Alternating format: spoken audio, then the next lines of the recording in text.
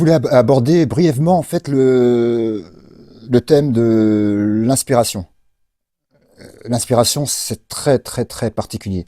Je me suis toujours demandé en fait à quoi elle était liée et pourquoi et comment elle arrive en fait à un moment où tu l'attends pas du tout. Je vais mettre une petite parenthèse en fait. Pendant 10 ans, j'ai arrêté de peindre et arrêté de créer. Ça a été pour moi, comment on appelle ça vulgairement, enfin on appelle ça la traversée du désert. Et ça a été vraiment une traversée du désert, c'est-à-dire un mal-être, voilà, je dis clairement, honnêtement, voilà, un mal-être, voilà, un mal-être. Là, l'existence me convenait pas, les rapports humains me convenaient pas, ce que la société me proposait me convenait pas, donc j'étais parti dans un espèce de mal-être, et du coup je me suis laissé porter en fait, je me suis laissé porter. Et un jour, je sais pas pourquoi, j'ai eu envie de recommencer à peindre, mais encore, c'était multiplié par 1000. Et je crois que ça vient aussi de la rencontre d'un ami que je tiens à citer, Brahim. Incroyable mais vrai. C'est une personne en fait qui m'a... C'est drôle, hein. Cette rencontre pour moi elle a été importante et fondamentale. C'est-à-dire que je crois que c'est une des premières fois où je rencontrais une personne qui avait un peu même état d'esprit, la même vision que moi. C'est une personne qui est profondément humaine. Et je crois que j'avais besoin de ça. Et c'est drôle, hein. On peut dire que les choses sont du hasard, on peut dire que voilà, tout est hasard, il n'y a pas de... Mais moi, je ne sais pas comment m'expliquer d'avoir rencontré cette personne, en fait, et qui m'a, d'une humanité, mais la plus profonde, qui m'a redonné confiance, en fait, à l'humanité. Et là, j'ai eu un déclic, je me suis dit, Kader, il faut que tu continues.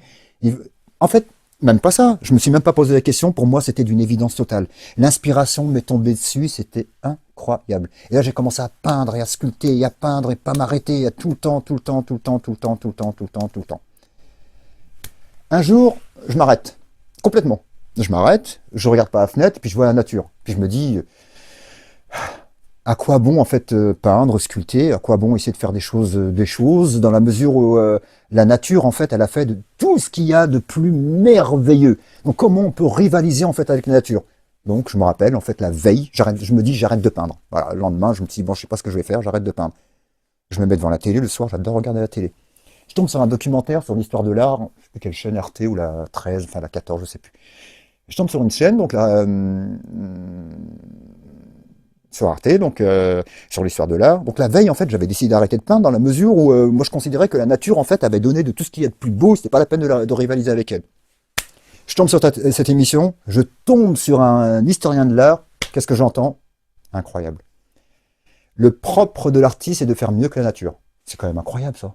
C'était hallucinant.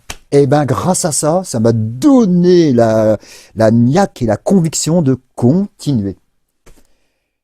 Et c'est pas le premier lien que je fais comme ça avec des choses en fait des questionnements auxquels je m'étais attardé, où j'ai eu la réponse par intermédiaire en fait d'une musique ou d'une phrase ou de quelqu'un qui m'a voilà de quelque chose qui m'a remis dans les rails.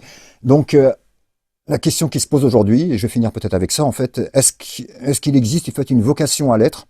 Est-ce qu'on est artiste ou est-ce qu'on le devient? C'est pour faire un lien en fait avec Simone de Beauvoir en fait. Est-ce qu'on est artiste ou est-ce qu'on le devient? Est-ce qu'on est conçu pour ça? Est-ce que c'est juste un loisir? Est-ce que c'est juste un passe-temps? Est-ce que c'est juste un loisir? Ou est-ce il a une raison réelle d'exister? Est-ce qu'il a un sens réel? Est-ce il est autre de ce que peuvent penser, ce que les gens ont comme idée sur l'art en fait? Moi j'ai été confronté à ça en fait, c'est-à-dire que les gens aiment ou aiment pas un tableau. Moi je leur dis non. Tu dois savoir si un tableau est bon avant d'être subjectif. Et pour finir, je vais finir avec ça parce que c'est peut-être un peu long en fait. Moi je considère qu'un tableau ou une sculpture est réussi à partir du moment où elle a sa propre entité, sa propre existence. C'est-à-dire que quand tu l'accroches dans le mur et quand elle est face au spectateur, elle a sa propre identité et sa propre pensée. Et ça, pour moi, c'est quelque chose de fondamental, normalement.